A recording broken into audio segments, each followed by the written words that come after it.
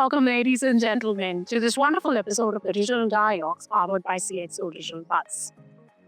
In a world where digital disruption isn't just an event but a constant, leaders must evolve or be left behind. Gartner predicts that by 2026, about 75% of business executives will be directly responsible for their organization's digital transformation strategy. Yet, only a fraction will truly master the art of reinvention. What separates the disruptors from the disrupted? It is vision, agility, and an unshakable belief in innovation. If there's one leader who embodies this future-forward and fearless mindset, it is Dr. Puneet Gorkali. And today, we're joined by her to decode what does it take to lead fearlessly. She brings to her more than 30 years of global experience spanning Fortune 500 companies, giants, and industry disruptors. Puneet has architected digital roadmaps across the US, UK, Dubai, Canada, and the Asia Pacific region, pioneering cutting-edge IT strategies, cybersecurity frameworks, and AI-driven transformations. From being recognized as a Hall of Fame CIO to receiving the prestigious Jewels of Punjab Award, and all of this at the hands of Dr. Manmohan Singh. Her journey has been nothing short of extraordinary. And today, we aren't just talking about titles. We are decoding the mindset of a disruptor. What does it take to actually break the status quo and lead with confidence? What does it take to shape the future of Asian enterprises? That's exactly what we're going to uncover in this conversation with Dr. Puneet Gorkali. Thank you very much, Dr. Puneet, for joining us for this lovely episode of the Digital Dialogues. Pleasure is all mine. I am all excited to dive right in and begin this conversation with you. And my first question to you, and I'd like to understand and pick your brain on how exactly are you, or would you recommend CIOs master the digital chessboard? So if I have to ask you, you've played a pivotal role in actually shaping IT strategy across continents. And in today's era of hyperconnectivity, how can CIOs and CISOs actually reimagine their leadership to stay ahead of the curve? Thank you for that question, Angie. I would say that a modern day CIO or maybe a business leader who runs technology and embeds that as a part of their main game. So CIOs and CISOs convergence is our latest topic which talks about. See, there was gone were the days when still, people say that CIOs and CISOs had a conflict of interest. But I have believed in one mantra that if a CISO is being an SME or cybersecurity defines a strategy, then why will not a CIO execute that? So that is why in many of the organizations where I've served, the CISOs have been reporting to me or we have been collectively working together. Maybe a second line of reporting could be directly to the chief risk officer, like in our areas, in financial services. The CISOs do report into either to the compliance head or they do report it to the chief risk officers. But when they work in totality, it's not two people. There are two technocrats who come together and define the strategy for an organization. And there is a collective need of an hour where CIO and CISO's convergence happens to the boardrooms also, where, to the board of directors, they give a vision, like the latest, the Data Protection Act or any of such kind of implementations or the guidelines which come from a regulatory framework, be it insurance, be it in banking domain, or maybe as an, outside financial services, it could be even in telecom regulatory, TRI regulations and all. So CISO and CIOs play a pivotal role where they set up a company's vision and together they take that vision to the boardroom and see technically the cybersecurity and the digital transformation has to be embedded and working together. So most of the archetypes that we talk about. So there is one information security, there is enterprise architecture, there is a digital transformation. So one embeds into another. So when the vision of an organization is being set and the technology heads are expected to transform that through digital transformation or awareness, so CISOs do play a very big role because he embeds, if I have to make a readiness in terms of digital transformation, then what will be the kind of, who will be my consumers, ultimate consumers, who will be consuming my ultimate digital transformation. It could be for suppliers, it could be for my producers, it could be for my, my customers, it could be my internal employees ecosystem, it could be even my external partners whom I work with, which could be a vendors framework. So a combination of all the three ecosystem combined with one will set a target for an organization where the convergence at that level is required. And that is well appreciated. It's quite brilliant and very nicely articulated. And actually sets it up beautifully for my next question. You outlined how the role of a technocrat, so it actually goes from being a cyber guardian to being a business architect. So security leaders are no longer just defenders. They are now business enablers. How exactly can enterprises shift their cybersecurity approach from a reactive approach to a more proactive, innovative approach that can actually give them the competitive advantage? Thank you for that question, Kanchan. Again, I must say that I will repeat myself here that CIO and CISO convergence has to happen. They cannot afford to work in silos right now. That on one side, there is a technology tool where CISO or a CIO or a CTO is working, defining the company's strategy. And on the other side, CISO said, let me break that strategy through any of my tool, which is information security. No, it cannot happen. After all, we are all working towards one vision in terms of faster go-to-market approach. At the same time, basically protecting the internal rights of our customers. The technology which is so data-driven, reaching out to masses, and their protection rights also has to be, properly protected. So it's a must. I must say that, maybe over the coffee tables or while defining the strategy, the CIO and the CTO and a CISO and a chief data officer sits all together. And CISO tells that if a CTO is building up an enterprise architecture, so how my security framework will embed in that architecture? What are the key processes of an organization, which could be, maybe it has to be a domain agnostic approach. It could be domain agnostic, it could be domain defensive, it could be not even targeting any domain. So diversity in terms of different domains across applications ecosystem, across data ecosystem, it should pertain security as an embedded solution.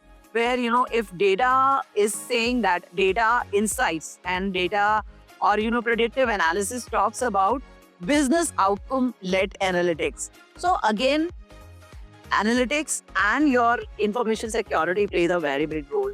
Probably if he says today, my analytics is so much data driven. So whether my protection in terms of encryption standards or all of the ethics are embedded or not, that is something which a CISO has to ensure.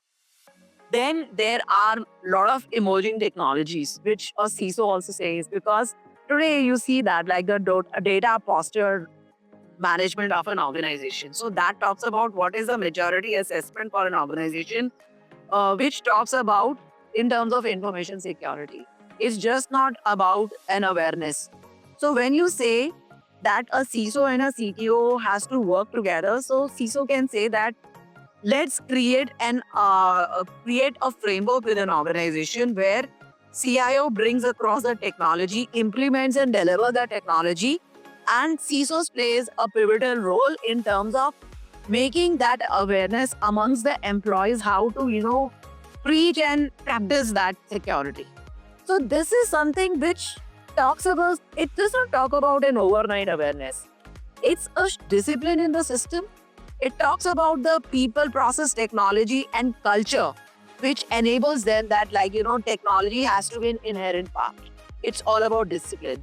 And it does not even talks about your only at the corporate level. It talks much beyond your, personal life also. Where you say it can be extended to your families, to your, because we are all surrounded by digital gadgets today.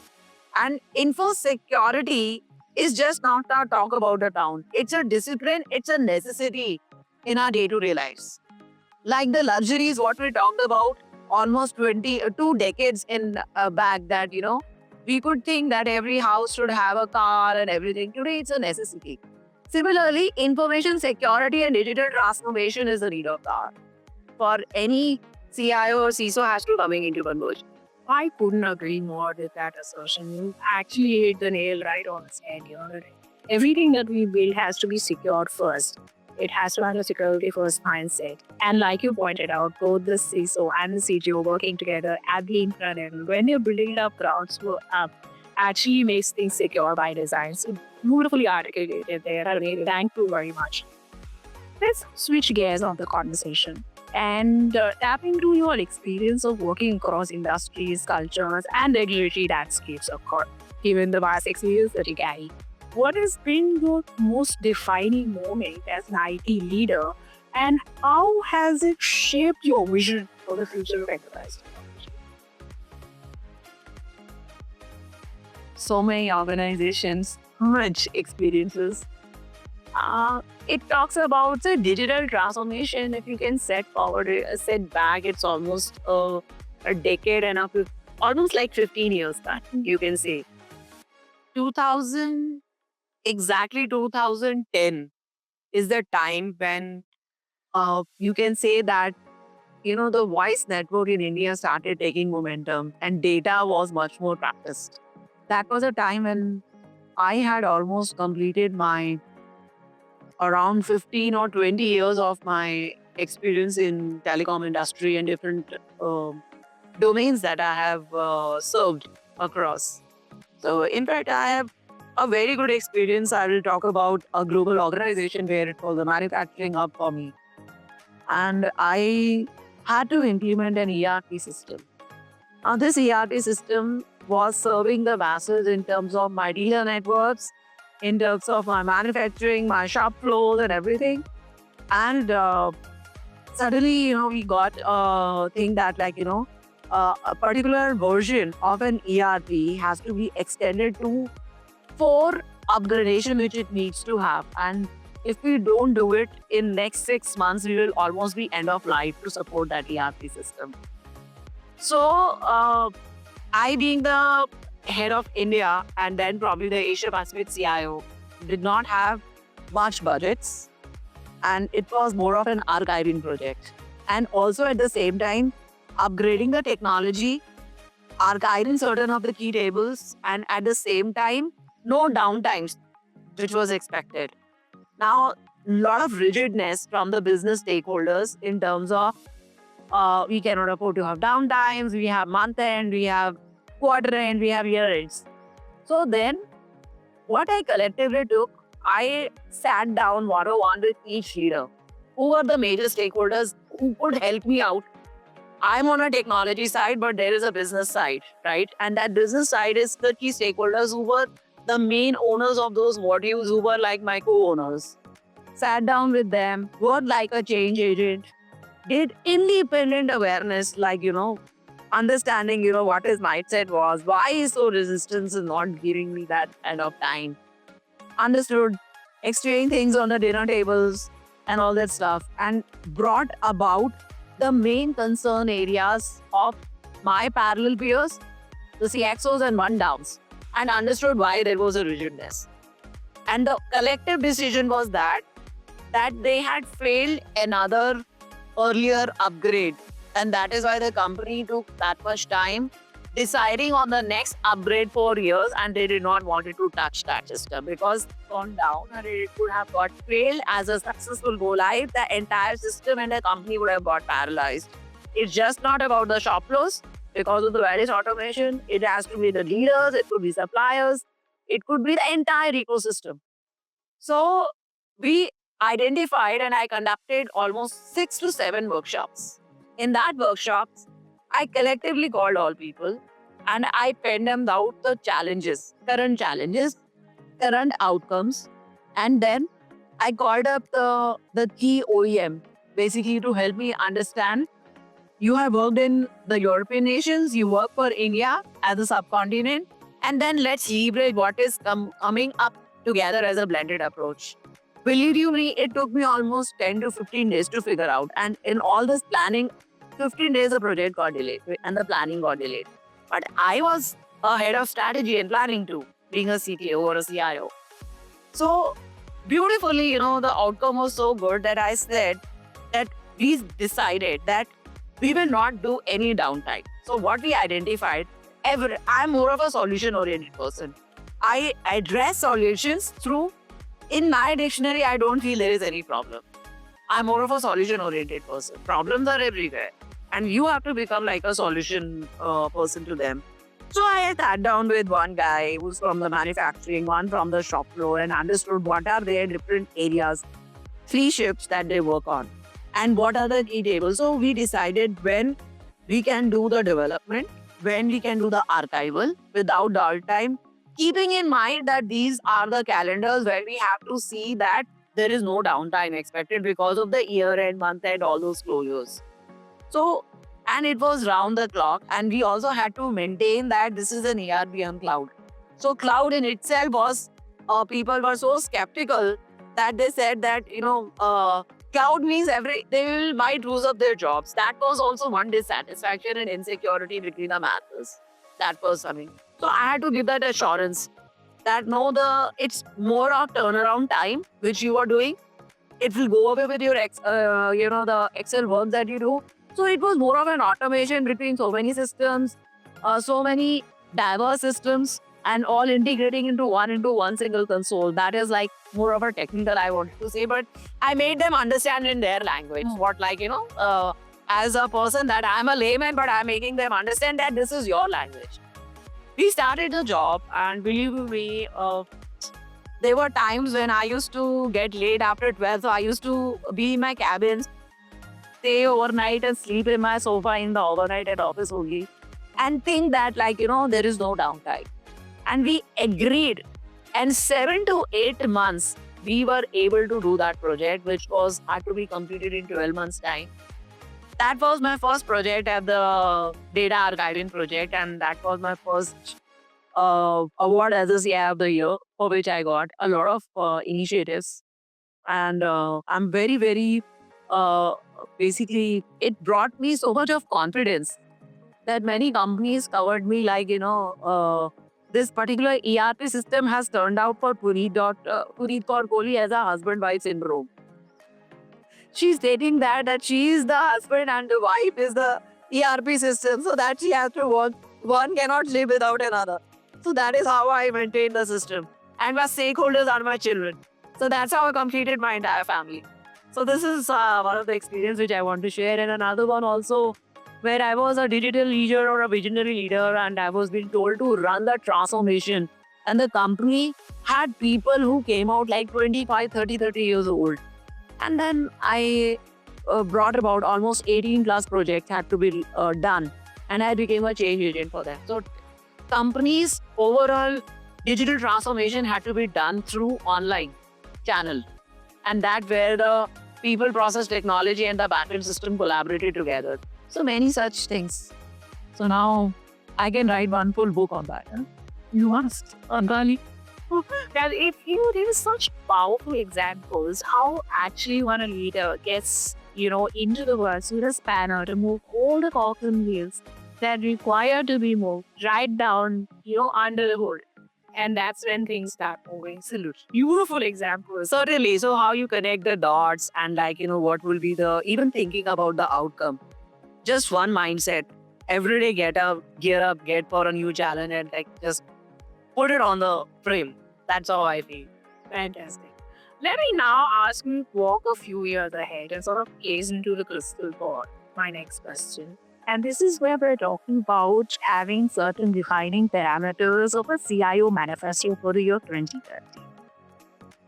With AI, quantum computing, and autonomous enterprises on the rise, What do you think will be the defining parameters of the next generation CIO, and how exactly should today leaders prepare for this size shift? Very nice question. So, a CIO roadmap for 2030, which is almost 5 years from now, we are in the AI world. It's altogether a new world. And it's a beautiful era to be in. I must say, the future of 2030 is going to be all AI driven, which has already started. We have started setting in the examples. Thank God you did not ask 2050, I would not be able to articulate also.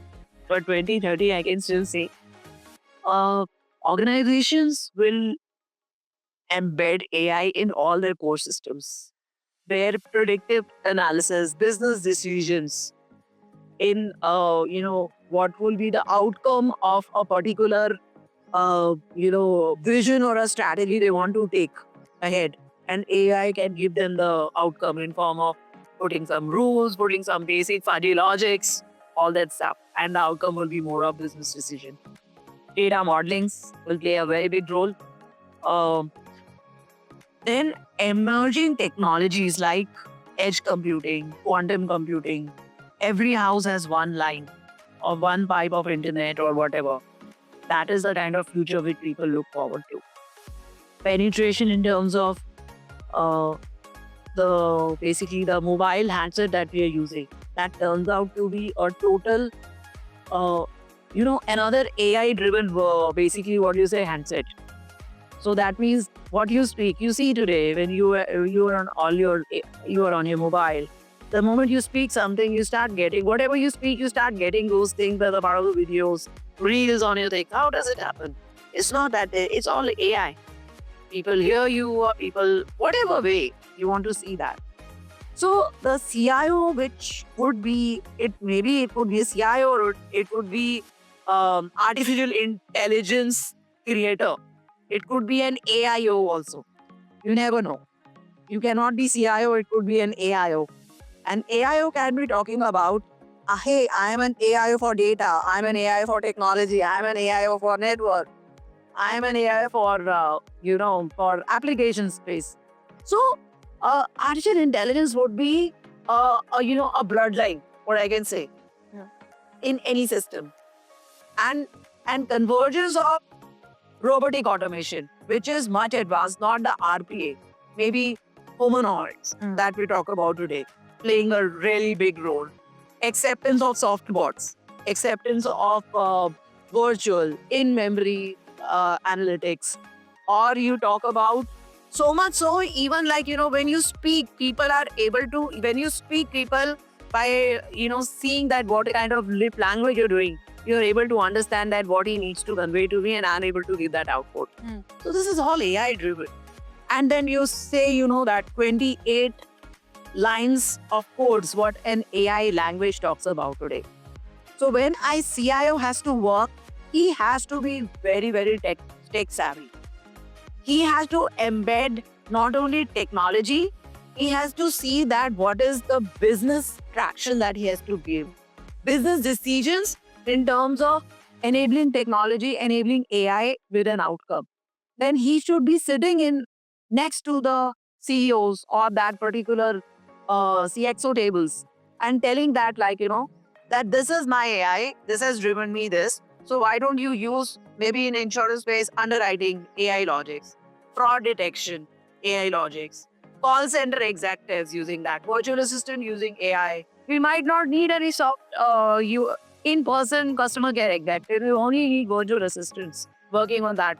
Capacity is taken care of well, and all those things are all stitched together. That's quite beautiful and actually part of the course for the next 5 years, like in AI. And having augmented intelligence, so both humans and AI leading things entirely hand in hand. Yes, it's something that will give rise to the future, like you guys say, the AIO of the future. Yeah. So to all AIOs of the future, this is what Dr. Puneet has in store for you. wonderful thoughts there, Puneet. And I see that we're almost out of time on this interview. So I'd like to thank you very much for having this brilliant and lovely conversation with me. I must say that the next future, if I want to define in one word, would be autonomous for technology. Fantastic. Maybe it could be chief autonomous officer. How? It will be automations, it would be automated inflows, automated workflows, automated intelligence, automated insights in prediction, automated cybersecurity in terms of giving business decisions. Everywhere it is automation. Yes. Hyper-connected world. Yes, absolutely. Absolutely. In personalization, recent people talk about Industry 5.0. It's hyper-personalization. How we talk about that? It's like you sell AI as a product. And even technology will be sold as a product. If you start thinking that way, there are no days ahead. We would not even wait for 2030. Maybe 2026 would be the time where technology would be not in the center space. With AI would be the front end running the entire core business. Quite fantastic. So there again, you've given us something to look forward to in the future, which is how automation can actually power somebody to become autonomous. Brilliant thoughts there. Thank you very much, Puneet. This has been an incredible conversation. Your insights, leadership, and innovation, of course, in every space that you've been, has truly been eye-opening. From navigating global IT landscapes to transforming security, your thoughts that you shared will actually serve to be invaluable lessons. Thank you very much for doing this interview with us. I couldn't have asked for a better evening to spend today. Pleasure, welcome, and thank you so much for getting me on this platform and sharing my insights. Thank you so much. Thank you once again. And for everybody who's tuned in today and watched us having this conversation, if you found this engaging, all you have to do is to like and share, of course. Do share your thoughts in the comment section below. And of course, remember to subscribe to the Digital Dialogues powered by Pixo Digital Cuts. Thank you once again for tuning in and keep looking forward to more such exciting conversations on forthcoming episodes.